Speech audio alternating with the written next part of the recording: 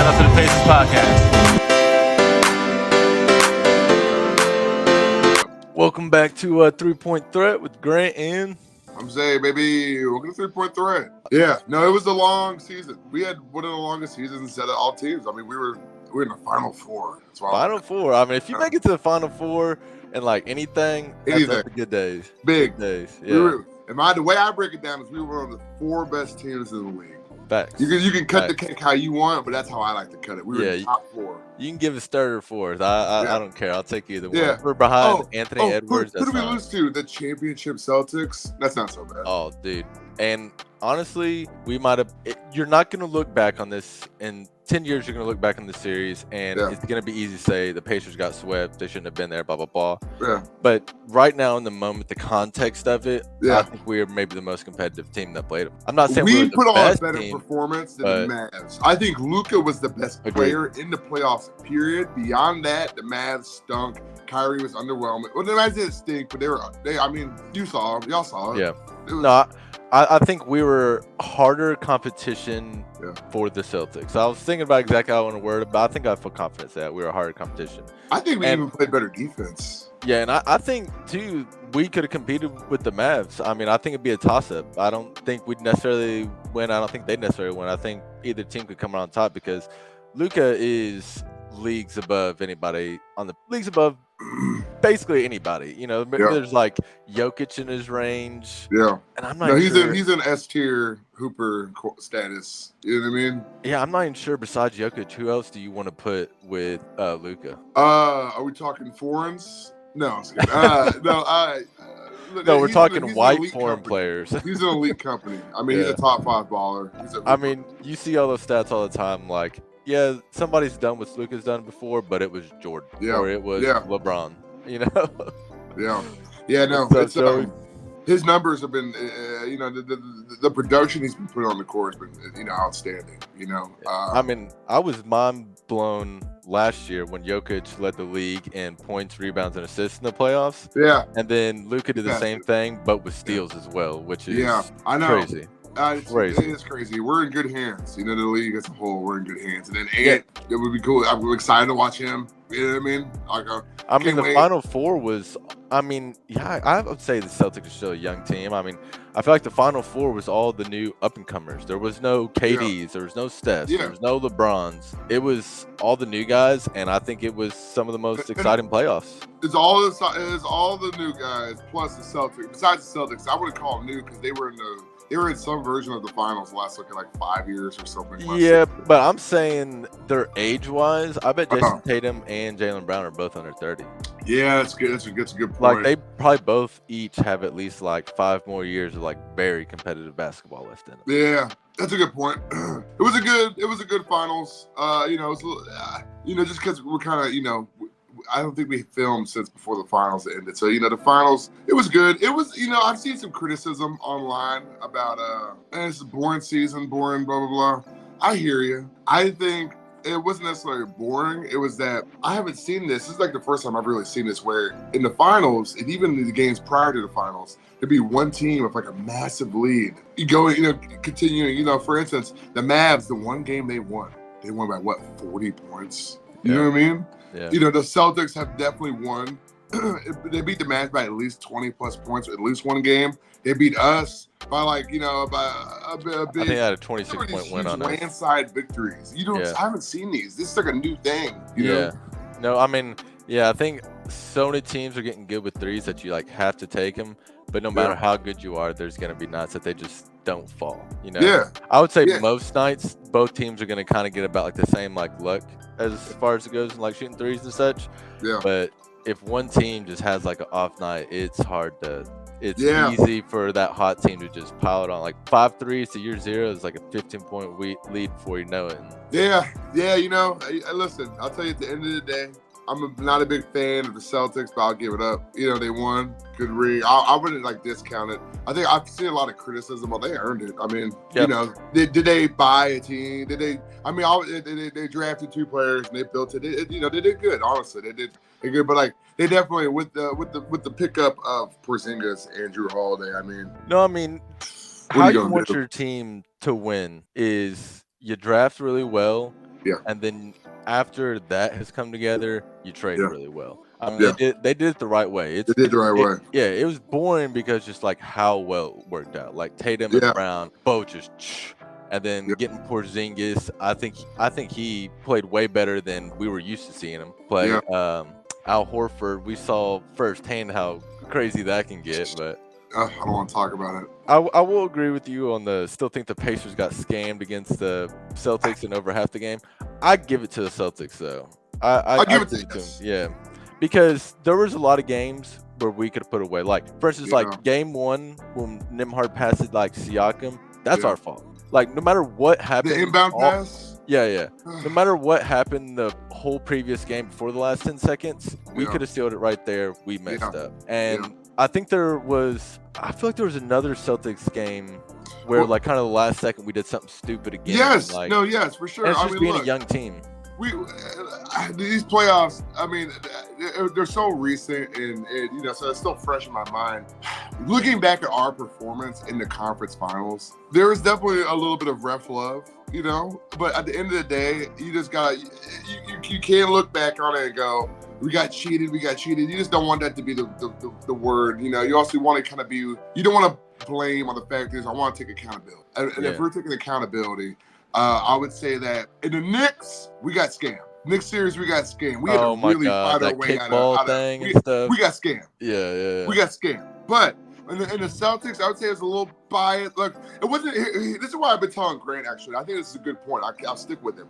It's not that we were, because the Celtics got to the line so many times. They got to the line all the time. Boom, boom, boom, boom, boom. It's not that they were better at getting to the line. I feel like they just got more calls than we did. Like we fouled too. We fouled probably equally as bad as them, but and vice versa. But they always got their fouls called. No, I disagree because our team is not a team that goes foul baiting. We don't foul bait.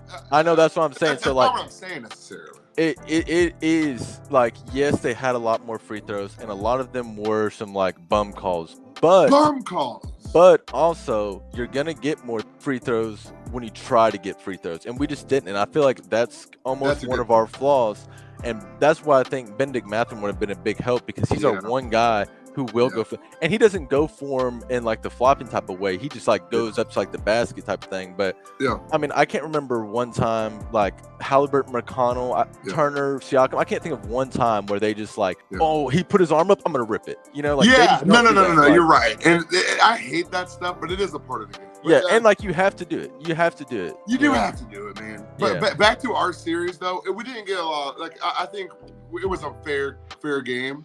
It was a lot of taking accountability. There were some bad coaching decisions, and then we didn't have to close out. That punch we needed at the end. The inbound pass we messed up. You know what I mean? That's crucial. Other Nimbard not calling the timeout when Nimbard's getting locked down by Drew Holiday. The whole team's there. Our whole team's back behind the half court line, bro. Yeah. So these are mistakes we can overcome, though. Hopefully, and I think we definitely will, because like our biggest flaw in the playoffs was just being inexperienced, not being there. Yeah, like there were so many times where like the Knicks series and the Bucks series, like game one, he shot like 4 shots. Yeah. Like I don't think that's ever gonna happen again in the playoff series. Oh yeah. Like he knows like that's a losing game. That's just he's too good of. Yes, we want him to facilitate. That's his best trait. But he's too good of a shooter to be taking 4 shots. And like Nimhard, when he's in another crunch moment, he's not gonna he's gonna be more locked in. Because I think it was kind of just like I've done this a million times, not thinking, oh, this is the playoffs. People are coming to hard. Yeah. What's the best decision over like, oh, I'll just do it. But I always do this. It never gets stolen, like, but in playoffs, that stuff will happen. It'll happen, man. It'll happen. And, I was kind of like, bite my jersey. I'm going to tear it watching some of these games at the end because, we had to lead. I remember, here's a funny story. I remember I was watching the game with a buddy of mine. I think it was game 1 versus Celtics. And we were up the entire game and we held the lead. And at the very end, like there's like a minute left, and we're up like 4 or 5. We have the ball. Oh my God, we're so excited. We call my buddies, the Celtics fan, and we FaceTime them. Yeah, and then in that 1 minute, we turn over. We can't catch an inbound pass. It's just one.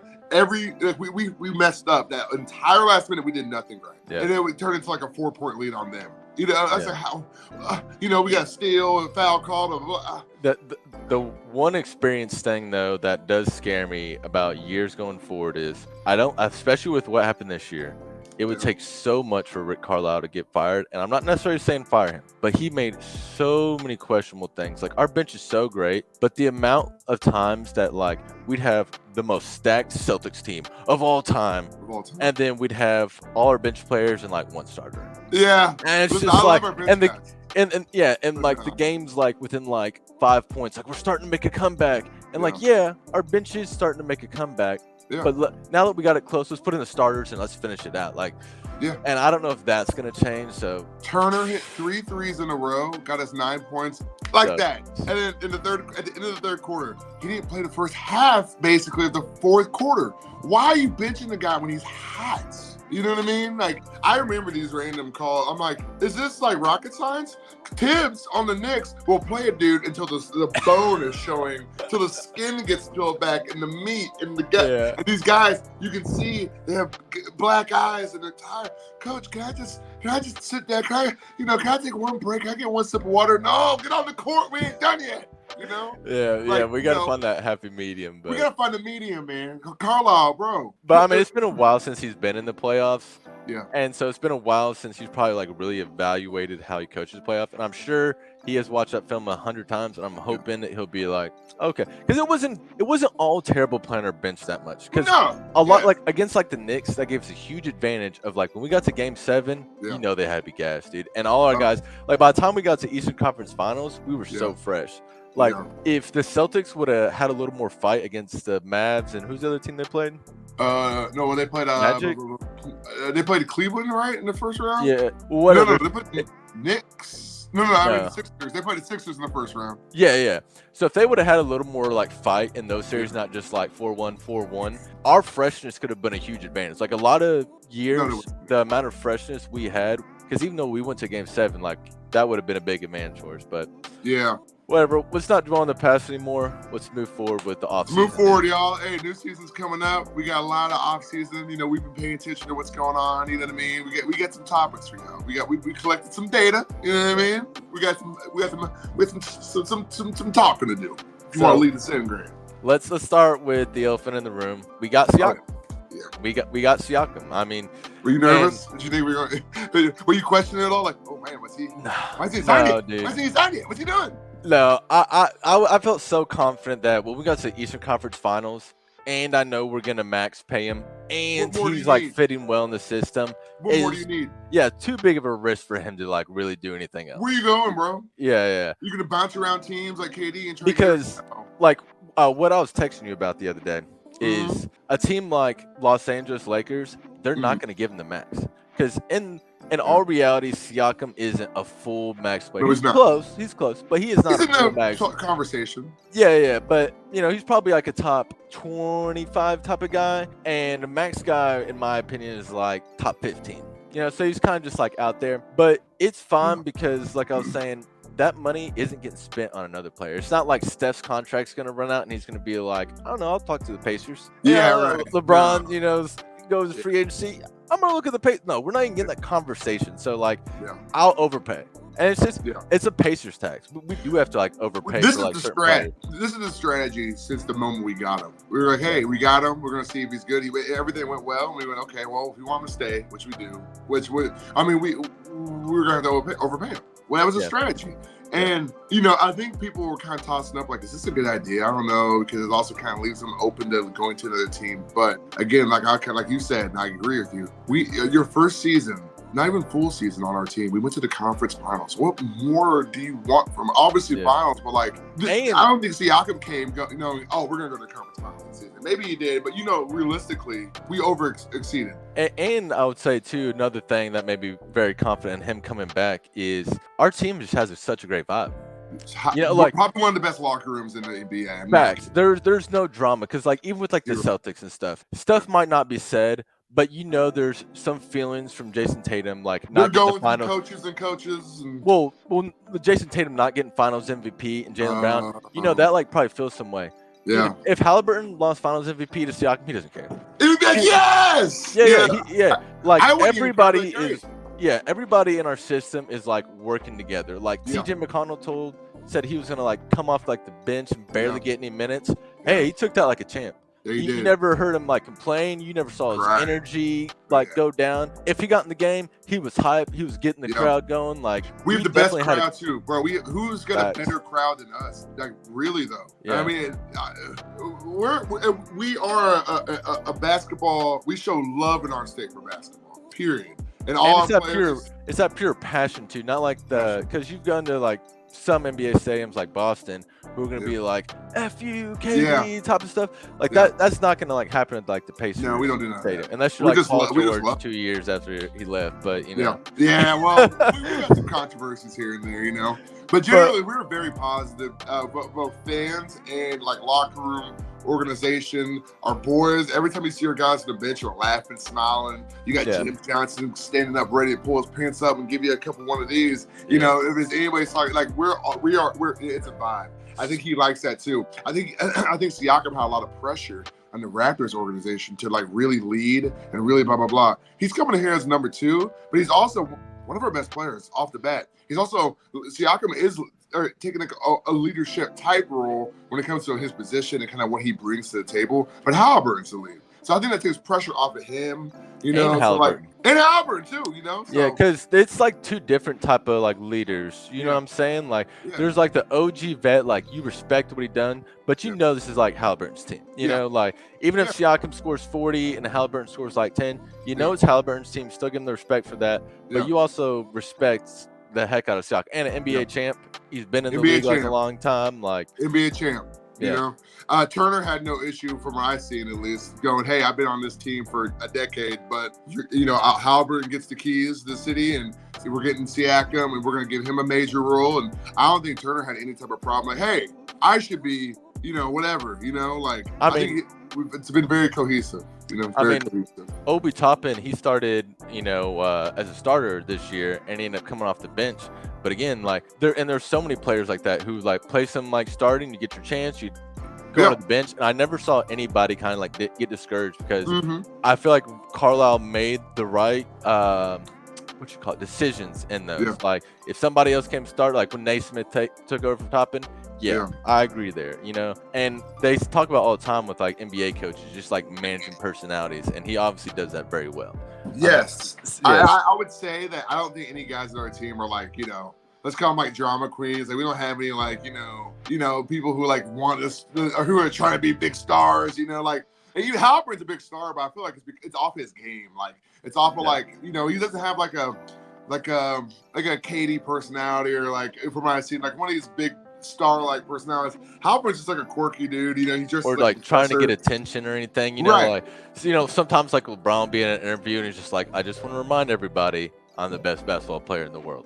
I just want to remind you I'm the best pure point guard in the league. Yada yada. Yeah. Put my charger in. There we go. So anyway. So I think we move on from that. Very happy about Siakam getting signed. Very happy. What's what 48 million a year? I think I did the math. 4 years for one. No, I think it's 40 because I think Halliburton's max for one reason or another is like it starts at 37 and it goes like up to like 55 or something. Yeah. You might be right. I don't. I know it's like 189 million is like the big number. Yeah, which divided by 4, I think I did the math. I think it's 47.5. You know, now that you said, you're right. You're right.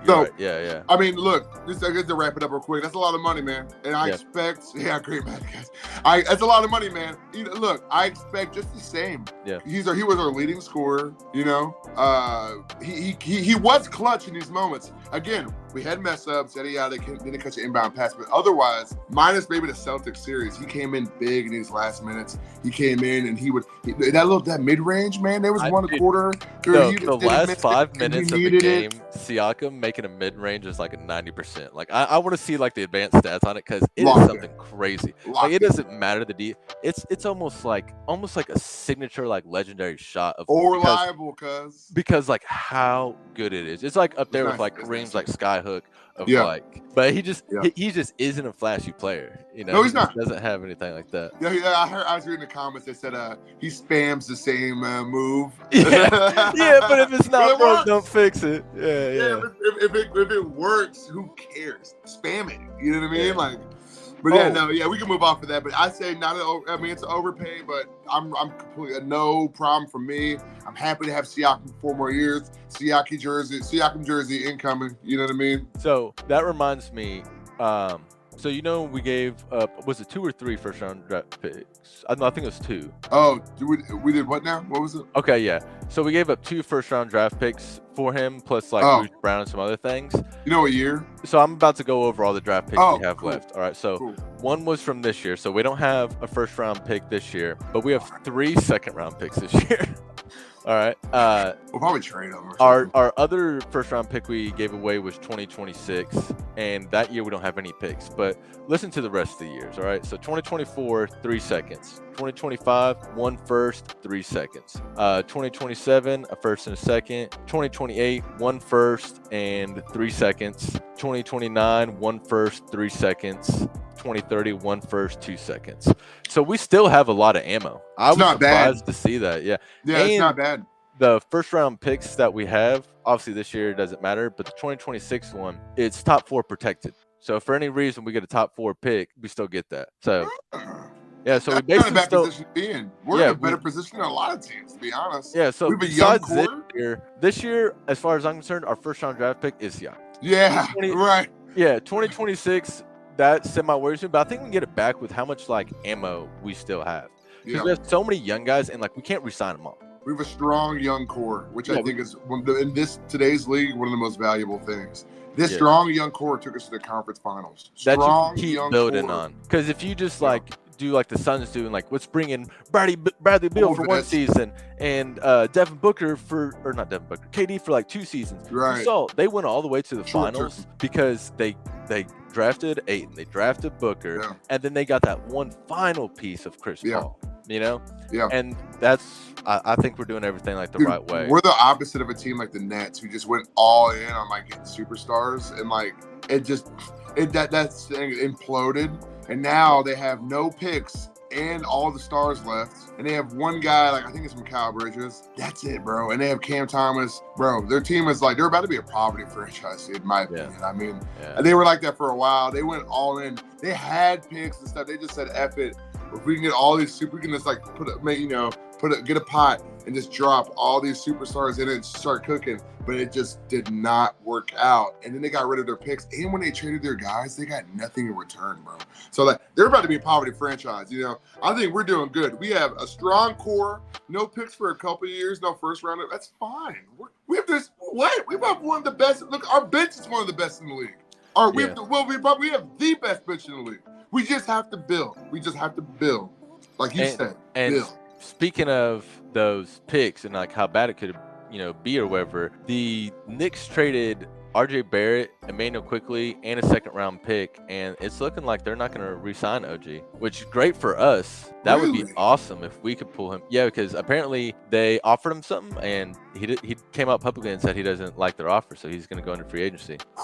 If that was us, dude, I'd be kicking and screaming. Yeah, because RJ Barrett, he's nothing crazy, but he's still a young guy and he's played pretty good so far. So I mean, that's something big to give. A second round pick might not matter so much, but it sucks to lose RJ Barrett for nothing. And that's one of your guys you kind of had from day one too. So like you lose that, like how we were talking about how you build it right. Like the Knicks just trying to pull all these little like pieces together, and that's why I don't think it'll, even with as good as Brunson is, I don't think they'll ever make it to the end, because like I feel like building a culture is important, and that's why I feel like when the Celtics brought in, everybody knows like this is their team, but with the Suns team, it's like I want the ball. Well, I've been here longer. No, why I want the ball. It's I don't think there's any room for negotiation. If you're going to the Celtics, hey, we have a system. We have Jason and Jalen, and then when they got Drew, like, listen, you're not here to be a superstar. You're not here for limelight. Which Drew Holiday doesn't seem like a guy for that. We need you to lock down. We need you. We're gonna put you on with whoever is the best player on the other team. We're gonna put you on them. These last couple minutes of a game, we're gonna put you on them, and you lock them down. That's it. We really don't even need you to score that much. I mean, that's great if you do. We got Porzingis who came and said, listen, we're gonna we're not gonna play even in playoffs, but we're gonna bring you in as a lethal weapon when we need you. You know, we know you can't stay healthy, but I need you to be healthy enough that when we take you right here in these last conference finals and the finals, when I bring you in, you give us a fucking 10-point push, whatever it is. You know, you give us a nice push, and then we're gonna get a nice lead, and we're gonna take all the air out of our,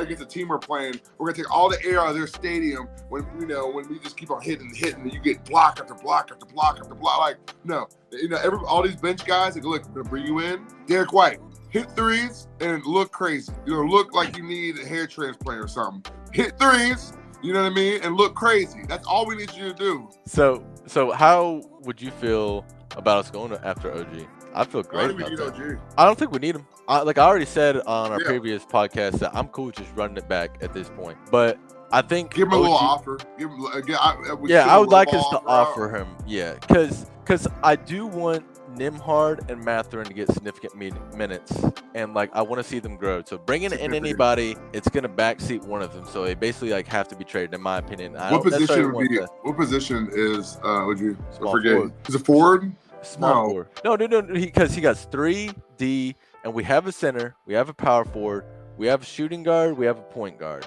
We just need a small forward. If we're getting more players, I want to go for a star. I hear you. Yeah. Otherwise, like you said, run it back. Run it back because I would rather give Jarris Walker or Benedict Mathurin that chance to. Yeah, we haven't seen Jay Walker play yet, for real.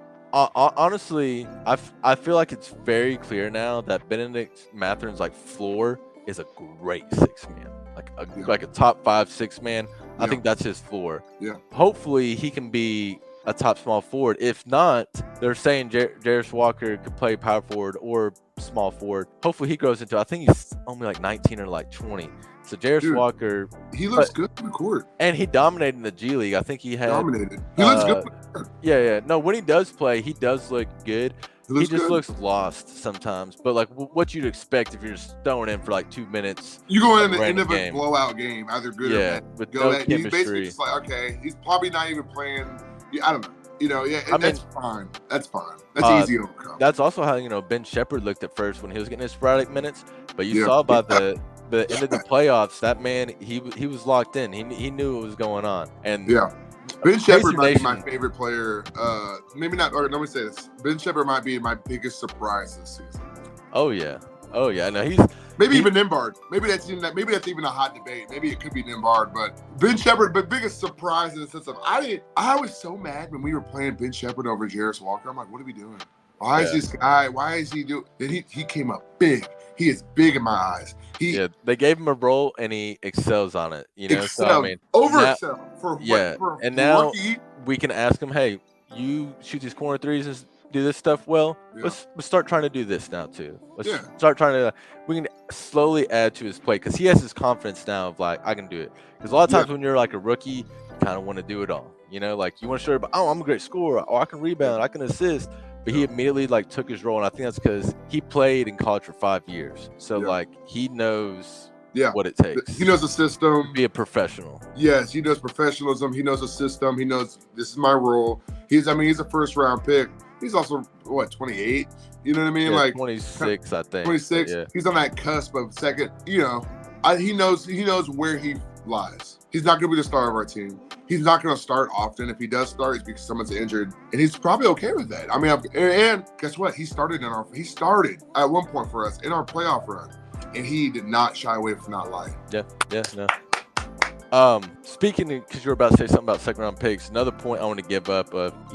Every single year till 2030, we have at least 2 second round picks, and I think 2 or 3 of the years we have 3, which normally is kind of wasted because you can't do a lot with them. But last year we sold basically one of our second round picks for cash, the Lakers. And with how often our team just doesn't like to spend money, I'm honestly cool with just selling them. Sold one, and then we got Obi Toppin for 2 picks. Steal. Yeah.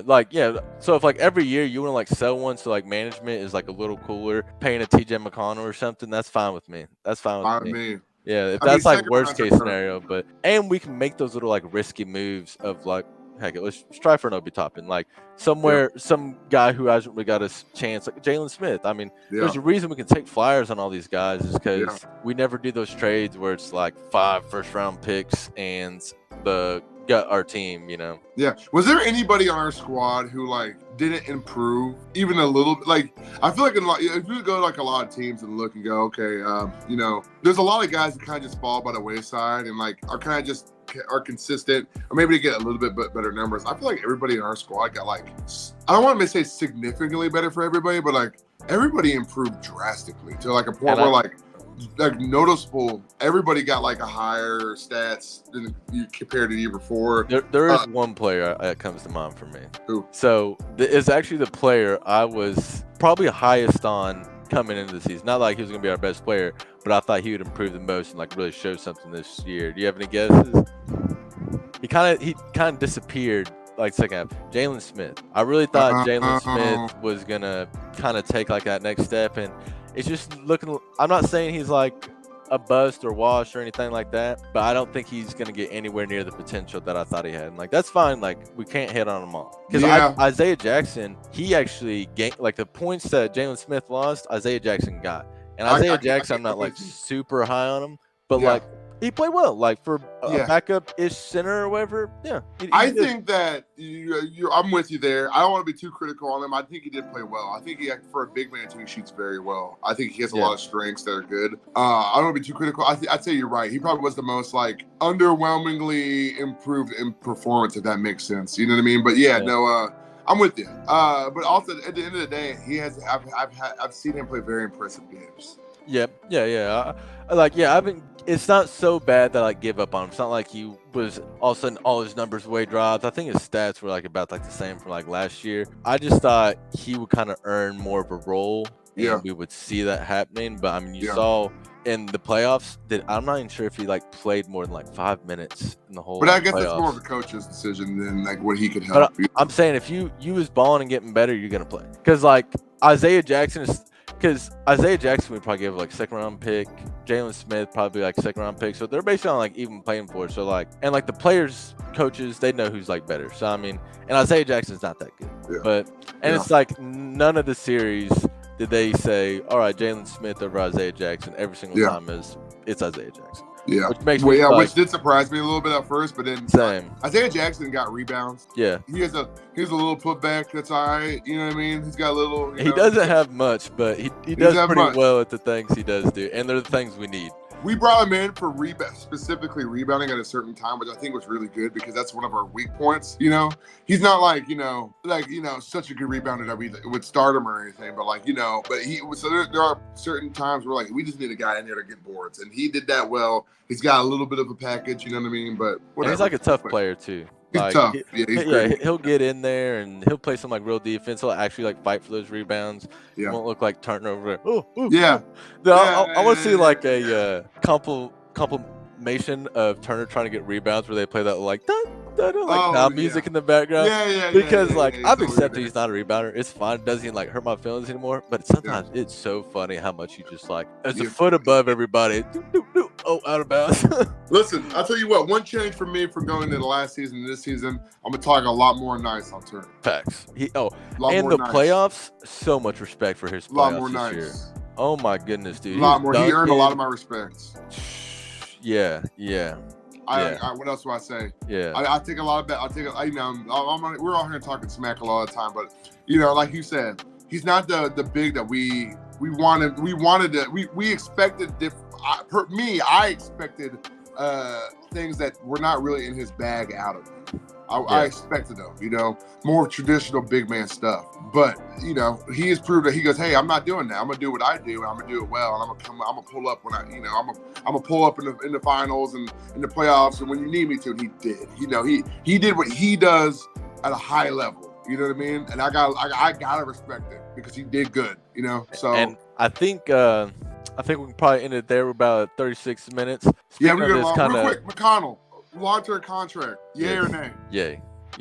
As long as it's not too much. I don't even care if it's a little overpaid this year. I just don't want to be paying him a lot in 3 or 4 years. That's all I'm with you. About. I'm with you. Yep.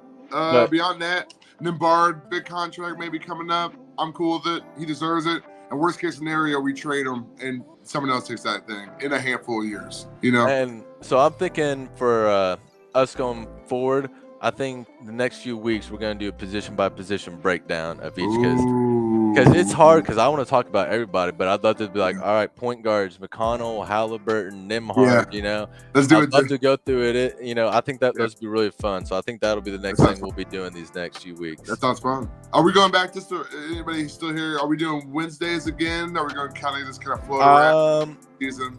I will be posting an official date and time here soon. Okay. I kind of thinking Fridays and 7 what we're doing, but I'll give us an official date pretty soon. Yeah, stay tuned. Check out ZTV, y'all. Check out our Facebook. We'll pump out what's next. We might be doing this a little bit differently, a little bit more infrequently for the summertime. We got stuff going on. My birthday's coming up. You know what I mean? Got some stuff. I'm going out of town. We got a new dad over here. You know what I mean? So work with us, y'all. We're still gonna be cooking some stuff up. We're gonna cook. We're gonna cook. All right. Thanks for everybody who tuned in, and have a great one.